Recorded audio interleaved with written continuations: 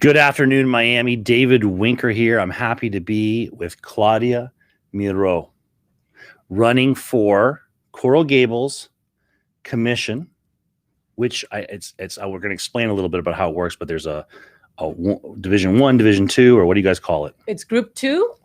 There's Group 2, Group 3, and the mayor's seat that's up in this election cycle. So Group 2, Group 3, and you're in Group 2. Group 2. And you are, the other candidates in your group are Jose Valdez-Fowley, Tanya Jimenez Cruz, Myra Jolie, Rhonda Anderson, and Alexander Hack.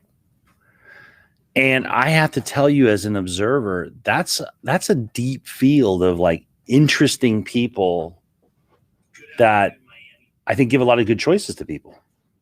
Very crowded race for sure. What do you do? Why do you think it's so crowded? That does seem like an unusual number of people for a Coral Gables election. I think that Coral Gables usually garners up a lot of people, and maybe at the end, some folks end up dropping out. That hasn't been the case here. We did have one more candidate that switched over to the mayoral seat. But I think that's Rip great. Holmes. Yes, I think it's great, though. I think that people should have choices. And I also think that our residents are very informed, and they do their homework, and they look up the candidates and see, you know, what each of them stands for and what they're trying to accomplish. Tell me about your decision to run. And I think I would start by saying, I know you more as, I guess I would think of you as a CIO, which for our viewers would be a Chief Information Officer. PIO more. PIO, Public Information. So exactly, I'm sorry. CIO PIO would be more of a computer system. Exactly. PIO. And you have been in government for some time. You worked in the city of Miami and at the county. So I've had two different roles in the 20 years that I've been in government, and I've had a legislative policy role working for elected officials. And in fact, my master's and my bachelor's degree are in public administration. So policy, that's my thing.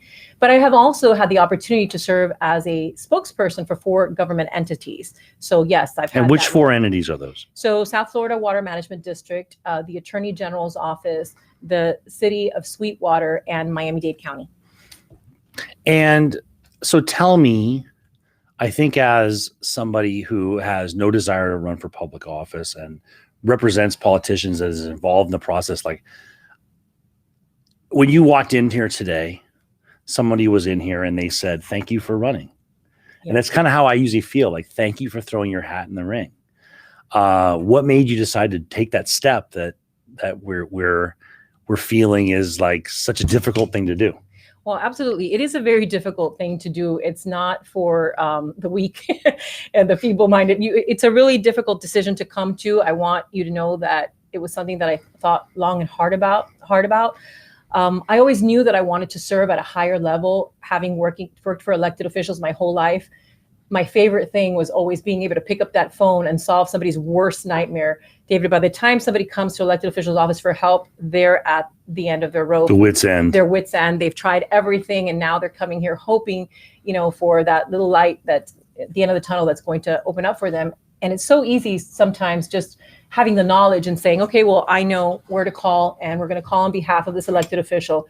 And guess what? Things are going to move, and they're going to move fast.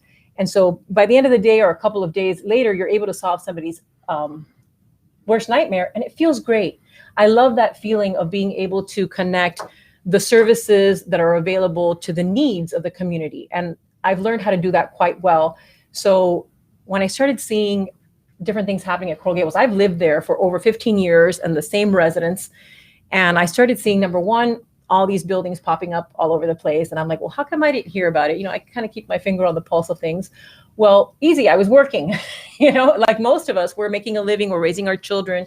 And so that was one thing. And then the other side of it, when you started seeing the commission meetings and you would see folks actually coming out in the middle of a pandemic in droves to protest, to oppose the things that they saw going on. And then you had this behavior coming from the dais that was very like this dismissive behavior that, you know, we don't have time for. And I said, oh my goodness, you know, the city of Coral Gables has forgotten that we elect our officials to serve the community, to be a mouthpiece, if you will, for what we want and what concerns us. So if that's being broken, then I knew I couldn't sit on the sidelines anymore, and I had to jump in, and as someone who's uniquely qualified to do so, because I have the experience in government, because I have the desire to serve, and I know how to get the job done. I know how to connect this service to your issue, and I know how the legislative process works. I want to talk about that I don't know if you'd call it like the lack of civility. It's almost like I'm going to say something.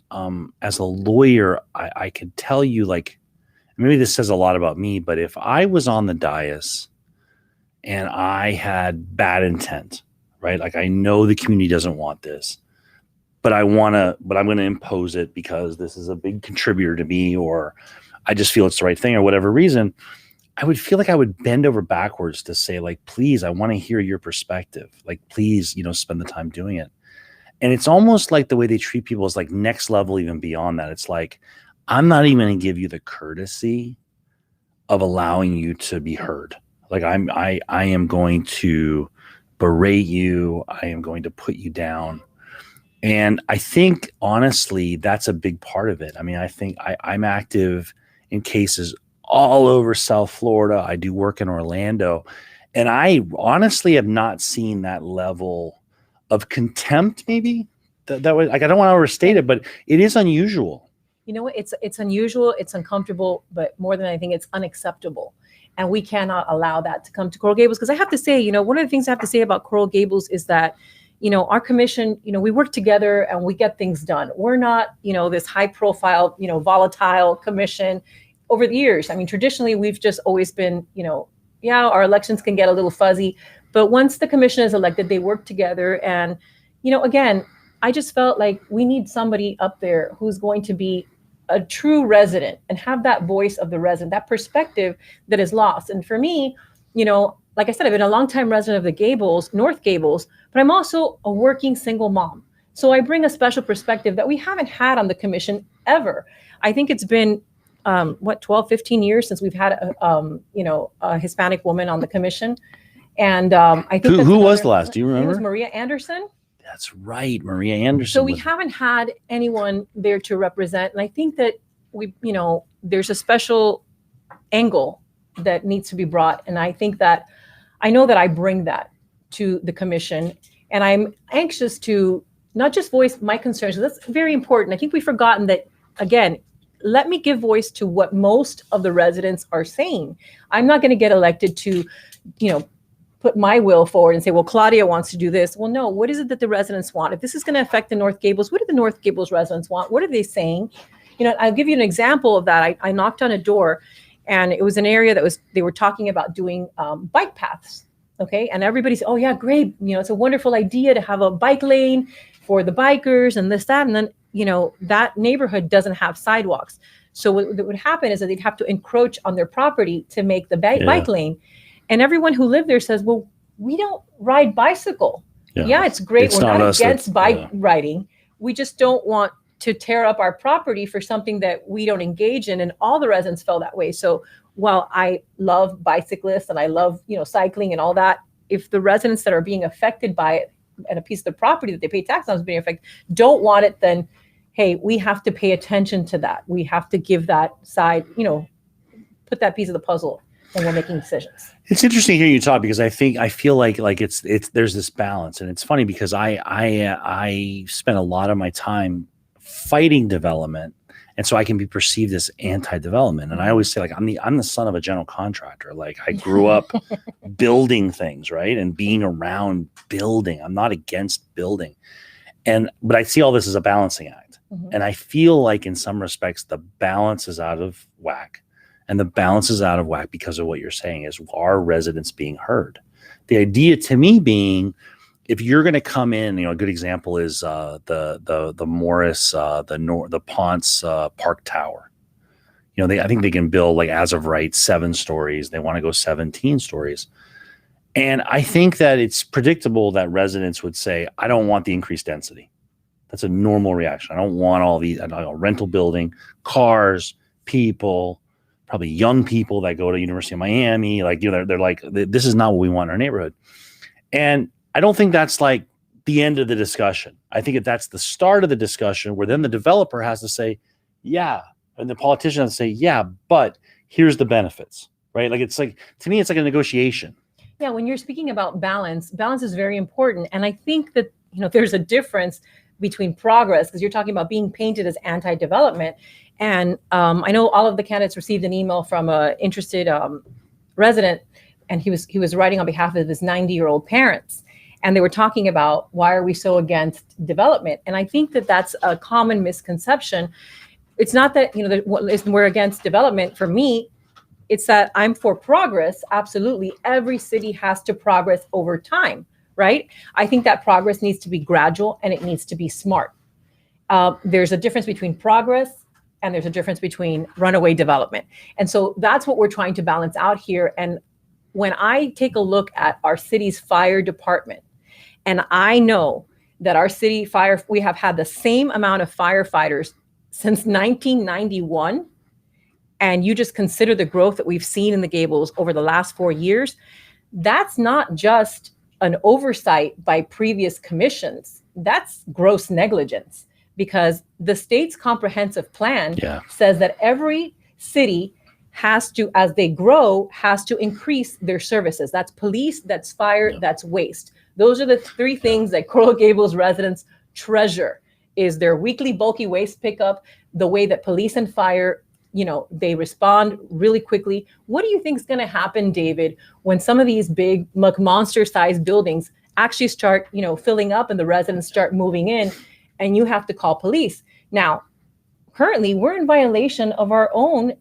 city's comprehensive plan, because the fire department, we have national standards. The NFPA, National Fire Protection Association, says that for every shift, you have to have 43 firefighters in order to meet a high-rise fire. A high-rise is anything that's 13 floors and above, which we do have in the city of Coral Gables. So if there's a high-rise fire right now, and God forbid, there's a fire in, Coral Gables Prep, where my son goes to school, or, at your parents' house or something like that, we don't have enough firefighters on both shift. And so the argument is like, well, we can call City of Miami or we can call Dade County. But having seen what we saw this past summer, where we had riots everywhere, what if they're busy?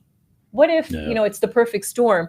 And as the most affluent city south of Manhattan, I think that the city of Coral Gables deserves to have, its residents deserve to have a fire department that is adequately staffed and adequately equipped and prepared to protect and serve. And it's interesting you say that, because I have two thoughts about that. It was interesting.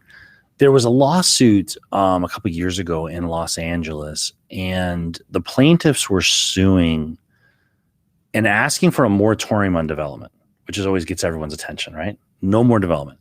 And their argument was ambulance response times were life-threatening.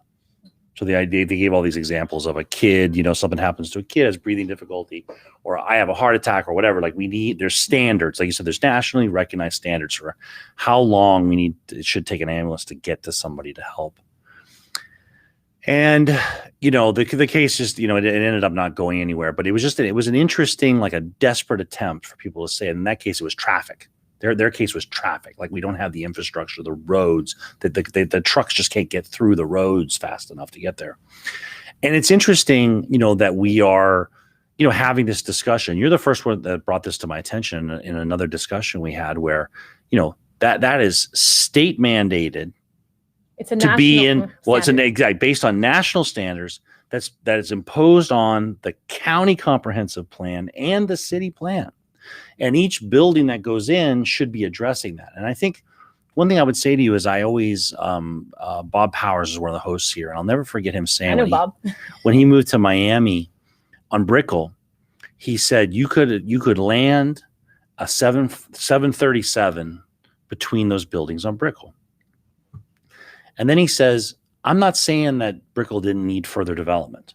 We're a growing city. We need more buildings. Mm-hmm. And we decided to allow all those buildings, right? Brickell looks the way it looks. We made that decision as residents. We elected people. They allowed that development. And then he says, but what do we get in return for that? He's like the billions and billions, hundreds of billions of dollars that were made in profit on all that we should have had the best schools, Exactly. the best public transportation, the best, like, he's like that money, we should have just demanded more from the developers. And that's the side that I want to advocate for, because if you're going to tell me that, I want to know, what did we get out of this? Did we get more amenities for our parks? Do we get a school? I mean, that's the other thing that you have to consider, is that when you have all this high density, these are families that are moving in, and those families bring children or young couples that will have children. And then it becomes a capacity issue for our schools. Are we going to have the capacity for that? But, going back a little bit to what we were saying before, it's already not smart growth if you have a requirement of 43 firefighters per shift and we're short 11 every single shift. How can you tell me that's being smart? And then, to your point, impact fees. When you build all these developments going up, you have impact fees that are supposed to be used to address these very concerns of making sure that our services are growing, equally as the density is growing as well. So I want to shift gears with you. Sure. On a personal level, how has this process been for you? Well, it's been interesting, so to say the least, right? So I have been running campaigns for 25 years. 25 years ago, I got my start running campaigns, and I did that for a few years before I actually started working a government job 20 years ago. And so I have experience. I know how it goes, and I know that, the people you think are going to help you don't, and the people you never expected to help you will help you. So I've definitely seen that, and I knew that going in. There's just a lot of things that I've learned along the way, and there have been moments in the campaign where I have had absolute moments of terror or fear of what have I done? What am I doing? I've spoken about this before. When you enter that fishbowl and everybody's judging you, everybody's watching you, and that it's been a great experience for me, David, because that fear has turned into faith for me, has turned into peace and calm, and I've got this. And you know what? I'm staying here because it's worth it. It's a worthy cause. And so I always keep that front of mind, if you will. The why am I doing it? Your why has to be very important. And I realized that, after I submitted my papers to run for office, more people jumped in the race. There was only 2 other candidates, one of which left. So, when I jumped in, and then we turned out to be 7. So it was very important for me to keep very focused on why I was doing this. And you know what? It's a good cause. And maybe, just maybe, there's other people in the Gables out there who also have their heart in the right place and want to protect and preserve our city. And, we'll say, you know what? Claudia Miro, she ran for office. She did it against all odds, against, family dynasty names, running against big money, but she stayed in the race and she fought the good fight. And that's what I'm doing. I'm leaving that example for my son. It's been long days, a lot of walking, a lot of knocking doors, a lot of phone time. And I faced a lot of personal adversities as well along the way that I won't get into here, but I stayed the course, and I still think it's worth it. I still think the city needs somebody who will do what they have to do to protect it. And to that point, when you want something done, there's a saying that says, you ask a busy person. You want to get it done, ask a busy person. Mm-hmm. I'm a single mom. I have a little boy. He's 12 years old, going to school. We have homework. We have all these things. But I also feel that busy people like me prioritize. And I felt it important enough to, carve some time out of my life for a period of 6 months, and a hard balance, a hard sacrifice, personal and for a family to make. But I think it's totally worth it, because I know that I will continue to balance the way that I balance everything in my life, as a single mom, and be able to put the city of Coral Gables first, to be able to put the quality of life that is the reason why I live in the Gables. Quite frankly, listen, like I said, I became a single mom when I was 6 weeks pregnant. So I didn't leave Coral Gables because I knew that I felt safe there. I felt comfortable there, and everything was so easy. We crossed the street to my son's school. We're right next door to Publix, so it's a highly walkable area. That's valuable to me. Yeah. And I want to say something too. Early on in my campaign, I had a phone call. Somebody said to me that, one of the community activists had a concern because I wasn't a homeowner. And I said, that's interesting because I'm a single mom and the average cost of homes in Coral Gables is $750,000 to $800,000. That's a big number. So while I may not be a homeowner, I'm paying Coral Gables taxes through, the rent prices that go up every single year. Yep. I work here, I play here, I contribute to the local economy here. And more importantly, I see value to what we have in Coral Gables, and I'm willing to take the time off to definitely fight for that value, for that quality of life that makes Coral Gables so unique. And tell me on that. So what when you're knocking on doors, what's the reaction of residents? What are they talking about with you? Well, a lot of them are, please, don't let them turn us into Brickell. That's the first comment that we get. I get a lot of people thanking me because when I go door to door, I go with my son, and sometimes he has a smile on his face and sometimes he's got an annoyed look on his face, like, really, mom, when are we going to the next, and then he wants to go, grab some fast food or get something to drink or take a break. So people thank me and they say, thank you. And they've even come back and pulled my son aside and said, your mom, what she's doing is admirable and you're going to thank her one day. And she's a tough lady. And they'll say all these things to him. So I hear that. And, people will definitely say that they admire what we're doing and they respect it. So it's good. And some people will say, you'll get the door slammed on your face. That happens. But I always say I'm not $100 bill. I'm not going to be well received by everyone. So that's okay because, there's also people have their commitments to the other candidates in the race and not everybody's going to vote for you. On that note, tell me, what's interesting is that thing of turning into Brickell, or I think a better example is like turning into West Kendall. I mean, it's looking more and more like what, and I would say like, no offense, I have friends in West Kendall, but it is a certain type of style of building. These really like just looming buildings over the street. It's not what we're used to, and it's interesting because I see two conflicts. I see this idea, I guess one way to look at it is, how we need more housing, so we're just going to build massive buildings in our neighborhood versus the right to kind of have a say in what your neighborhood looks like, right? I mean, Gables residents, it's a city, it's a municipal corporation controlled by residents. Like they have powers. The Supreme Court has said we're allowed to zone property, right? It's not an infringement on property rights. And how do you think, what's it going to look like to change kind of what I'd say is maybe 20 years, maybe a dozen years of history of a kind of a trend that's going in the other direction? I would hope that it's not going to keep going in that direction. I would like to see it. I'm not saying let's stop it or put a moratorium. Absolutely not. But I think that we need to stop and see what it is that we've done because, those buildings aren't going to go away.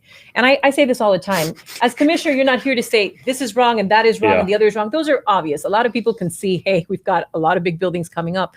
So those buildings are there. So now what do we do? Since they're high rises and we have this concern with the fire department, let's work on getting that up to speed. So if we grew a little too fast and that created some obvious issues that were not smart, let's address those issues so that we get ahead of it before it becomes a problem.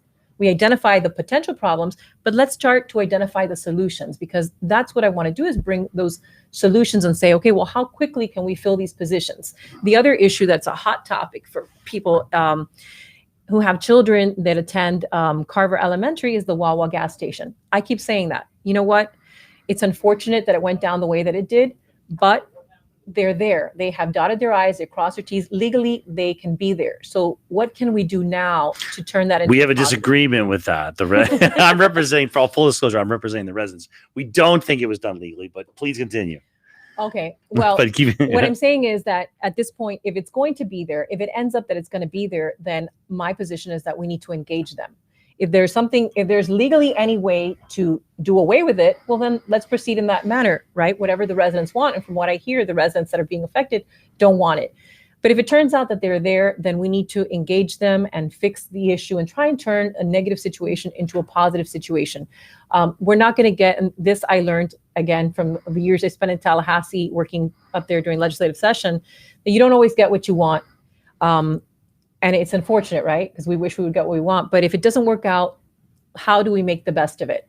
And so that's what I'm saying. It's interesting hearing you say that, because I think that there is a little bit of, I think we're suffering a little bit from that loss of like the horse trading that goes on, right? I mean, me as a lawyer, if I'm negotiating, if I have two clients that are negotiating something, or not two clients, but my client and another client's like, oftentimes you'll be like, listen, I'm going to leave you guys at this table. I'm going to, lock the conference room door and I'll be back. And no one can get all what they want. And I don't know if we're changing as a society, maybe a little bit. Like, I want everything, right? I want, and compromise is weakness, or bipartisanship is bad. We've heard that from both sides of the aisle, for example, in Congress.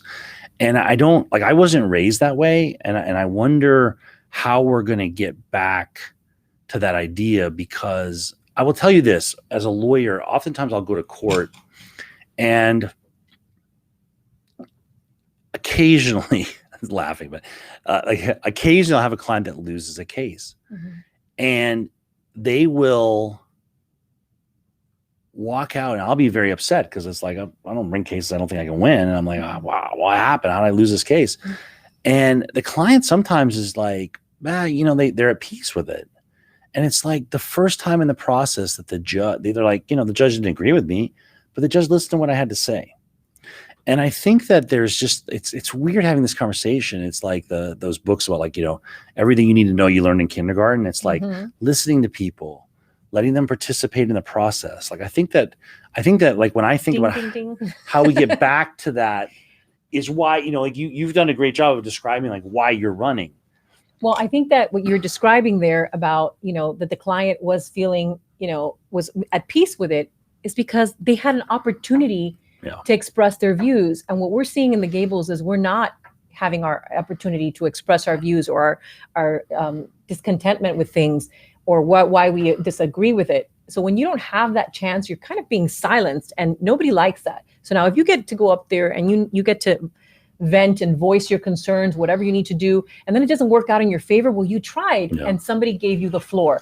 But when you deny them the floor, that's a whole different issue. And it's interesting, because I always say this to people, that it's like this idea of you and I are not going to agree on everything, but we can't agree on the process, right? We can agree on what the process should look like. And I think I think maybe that'd be a good place for the Gables to start on, like, what should this look like? Like, if we're gonna rezone huge swaths of our city, what should this process look like? And I think that, and if it doesn't turn out my way, at least I can say, like you said, like, I had my chance, I had my best shot, and I'm at peace with it. It's like voting, right? You had your say. You had your say. You did your job. On that note, it's interesting. Gustavo Chacon, thanks for checking in. You were asking about Rip Holmes, and it's funny. I need to get Rip Holmes on. I hadn't thought about that. I don't know that he's been in here, and that's a good question. And I will say that I thought about a lot of the candidates when the Miami Herald said about Rip Holmes. They disparaged his candidacy because of the amount of money he raised, that he failed to raise a lot of money. And it was very interesting. Like, I know of Rip. I'm not involved with Rip on any level, but I know Rip doesn't take developer money. There's a reason he doesn't have a lot of money. And I thought that was an interesting take on, the whole process of how it works, right? Because it's knocking on doors, it's participating in the community forums. Then there's this whole side that we don't see, which is you got to have the money to run it, and the bodies. Or the bodies, yeah, exactly.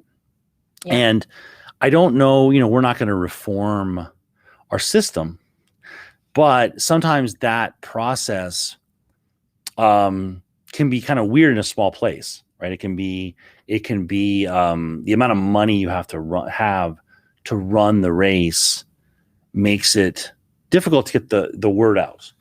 It does. It definitely does take money to get the word out. It also takes bodies. Like I said, you need to have people that will help you hit those doors, or put up signs, or will hold fundraisers for you, that kind of thing. This was a very difficult election cycle to run for office, I think. But you know what is important about what you were saying about Rip is that he never raises any money, but he does it. He goes back time and time again, and he continues to file his name. And you have to give him some, some respect for that he continues to do it, even though he knows he doesn't raise money. And you don't have to take developer money. You could take money from friends and family, or, the relationships that you build, or your neighbors, or anybody who believes in your cause. It takes a lot of, talking on the phone and calling people. And some people don't run for office having the best intentions, because you have to be comfortable with picking up. Are you good asking for money? Yes. I'm not afraid of it. So, and I said this year before, when I was like 19, I would sell $500,000 homes in, Country Walk. And I had no idea that asking somebody for $50,000, I didn't really grasp what $50,000 was back there, but I just knew that's what I had to ask for if somebody wanted to put a down payment. Yeah. And so I would. And again, I just feel very comfortable. I'm a people person. I feel very comfortable with people. I believe in myself. I believe in my cause. So I pick up the phone. And again, I've been in this process. So the people I'm calling, are people that I've worked with over the last 20 years, that I have some sort of a rapport with. And I can just pick up the phone and say, hey, it's that time. I'm running for office.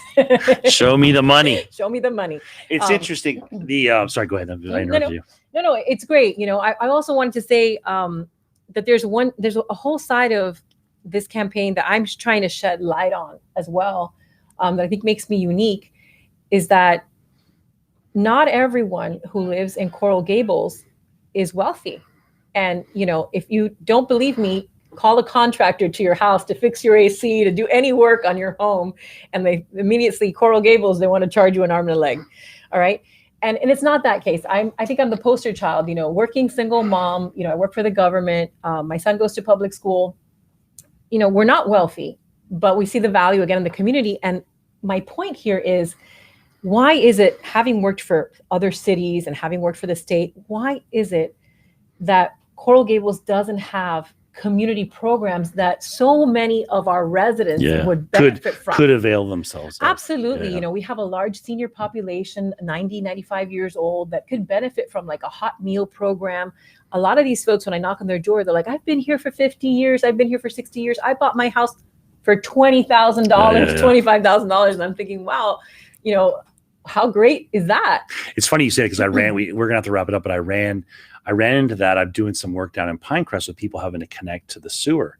And you'll see that these people live in these beautiful like acre homes in Pinecrest, and like, not that you feel sorry for them, but you'll say to them, how much is they asking you for? $50,000. And they'll look at you and be like, I don't have $50,000. I cannot pay that. Like, I'd have to get a reverse mortgage on my house to make that happen. I cannot do They're this. living on fixed incomes, paying exactly. Coral Gables taxes. And that's a part of that is a part of Coral Gables, is that makeup. And they could benefit from a hot meal, one less meal coming out of their pocket, or a senior center where they could go and they have activities. And some, why is it that I know other moms at my son's school that would benefit from a backpack giveaway? Why don't we do those things in Coral Gables? Because of the perception. That's interesting. The perception. But we certainly need them. And I would like to, to change that. Well, great. Well, I got to tell you, I wish you the best of luck in the election. We're looking forward to doing it. We're doing a show on Tuesday night here covering the election and the results. So we'll be checking in with you. And thanks for spending the time Claudia with us. Miro, number 77 on your ballot.